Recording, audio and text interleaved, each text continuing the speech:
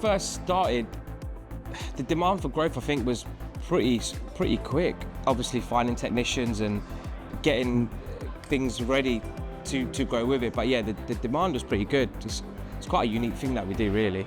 The amount of Trustpilot reviews Revive has just makes us stand out from the crowd. Yeah.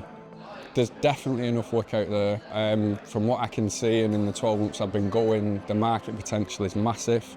There's massive growth in retail, but for me personally, there's quite a lot of growth in trade as well. I don't think the market and demand is ever going to be the issue. I think it's managing the variables and the people along the way.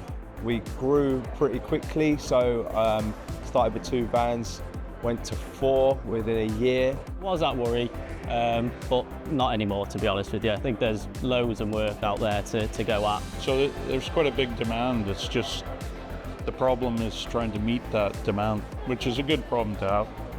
The general support from head office, we were able to grow retail quite considerably, and nigh on every month was a record-breaking month in the whole of 2024. Our retail work comes from pay-per-click or Facebook ad campaigns.